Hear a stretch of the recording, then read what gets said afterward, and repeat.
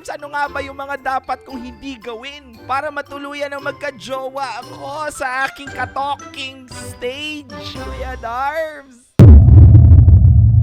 We're gonna be discussing 5 things you should not do para sa mga ka-talking stage mo. And the reason bakit natin ito diniscuss is because yung talking stage kasi sa mga hindi nakakalam, this is the time wherein we get to know the person that we like. Or at least a person that we think we like. So dito mo malalaman kung jujuwain ka ba or gagawin ka lang NLR. You take the red pill, you stay in Wonderland, and I show you how deep the rabbit hole goes. Number 1 thing na hindi mo dapat ginagawa sa ka-talking stage mo is pretending someone who you're not. Real talk to, my friends, ha? Most of the time, specifically if we like the person so much, we try to overhype ourselves by trying to say things na hindi naman talaga tayo or trying to front things that we are not really able to afford, hindi naman talaga natin ginawa, napuntahan, nabili, or somehow trying to be on a same level as he is or she is. And that, the reason why you try to say things and do things na hindi naman talaga ikaw so that that person would like you back. Dapat, kaibigan, kung sakaling magustuhan ka man niya, nagustuhan niya yung totoong ikaw. You know why? Because this is a recipe for disaster. Kasi, if the person sasama sa inyo just because they think you are the person that you're trying to portray, and I'm telling you, kung hindi talaga ikaw yon, you can never sustain that persona na pinapakita mo sa kanya kung hindi talaga ikaw yon. At one time, mapapagod ka, at one time, lalabas yung totoo mong ugali.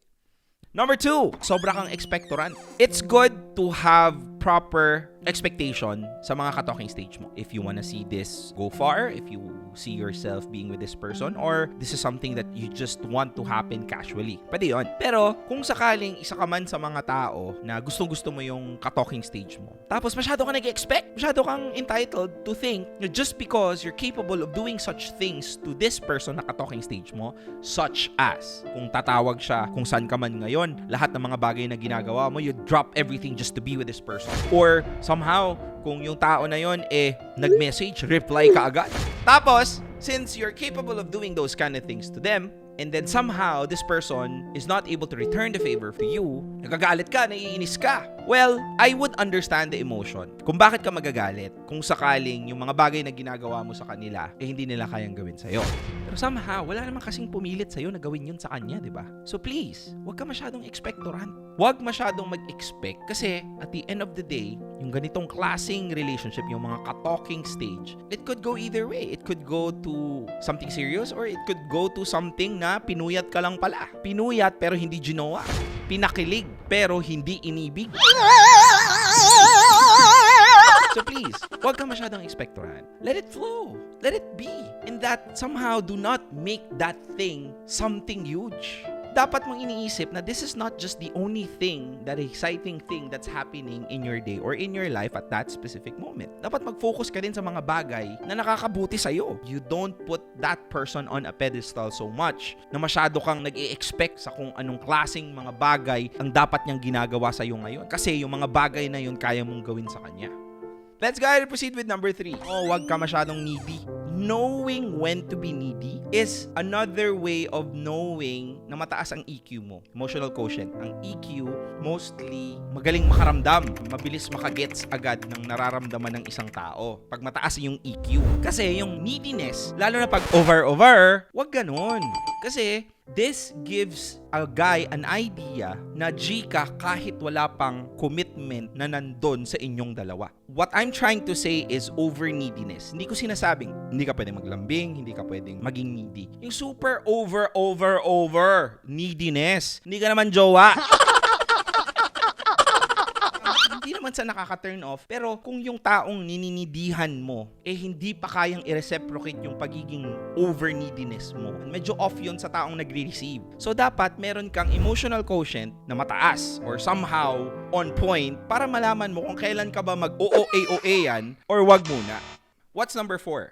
The thing that you should not do sa ka-talking stage mo is to expect that person to always pay. Ibig sabihin nun, kung sakaling lalabas kayo, and that doesn't mean that if the guy always offer to pay the bill, hindi ka na mag-o-offer. Wag ganon. Hindi mo alam baka chine-check ka lang nung lalaki kung anong klaseng babae ka. Hindi ko naman sinasabi that the money itself is what matters. Hindi eh. Lalo na if you're dating a guy who is well off. Hindi yun eh. What matters is the thoughtfulness of you as a woman that you want to contribute to whatever it is that you're having an experience of. Contribution. Hindi ibig sabihin na dapat malaki yung babayarin mo, same amount or half. At least find ways to feel na hindi lang palagi ang lalaki ang nagbibigay ng means for you to experience something together. Kasi somehow, this reflects on what type of an individual you are. Now again, if you're someone who expects a guy to pay for you, I mean, okay, fine. If that's how you were raised, sure. But somehow, as a woman, it's still nice for a guy to feel that they are not expected to always provide. Which we will anyway, even if you expect us or not. But somehow, please, find ways to contribute naman sa kung anong meron kayo. Sabi to ni Matthew Hussey na if a guy did not pay for the first date, he was not raised right. And if a woman did not offer to also share or pay the first date, she was also not raised right. At least try to offer or at least try to find ways to give value back. Last but not the least, my friend, this is something that all of you have to know. Over-investing. My friend, please do not over-invest. Related to sa number 2. Bakit masyado ka nag-i-expect? Kasi masyado ka nag-over-invest. That's one thing that you have to understand, my friend. That you're still in a stage where you get to know each other. That somehow, this person is still also trying to get to know you. In that, do not have the entitlement of thinking na ikaw lang ang pwedeng magsabi ng yes or no sa tao na yun. That automatically, ang answer niya is yes for you.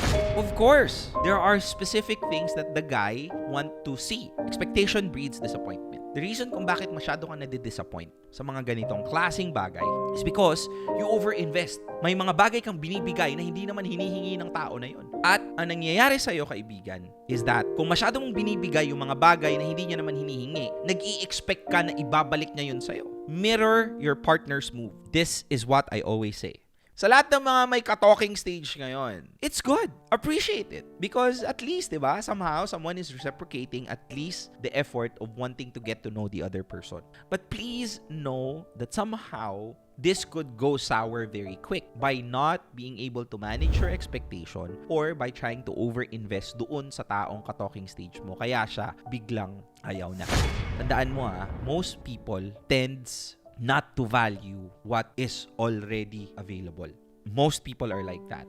And if ever you found someone that's able to appreciate that at gusto mo siya, treasure it. But still, somehow, tread very carefully. Kasi sa stage na to, dapat nag-o-observe ka. Dapat tinitingnan mo yung mga bagay na gusto mo, tinitingnan mo yung mga bagay na hindi mo gusto. At kung sakaling may mga bagay kang hindi nagustuhan, hindi mo lang dapat tinatago yun, sinasabi mo sa kanya. And I wish and pray that somehow, this leads to something that would be beautiful, which is a commitment together or eventually, mahanap mo yung forever. And if ever it didn't work, okay lang yun. Diba? May saying nga na sinasabi, you never lose what was always yours. So if you lose them, they were never yours to begin with. And please understand that sometimes you have to forget what you want in order for you to remember what you deserve.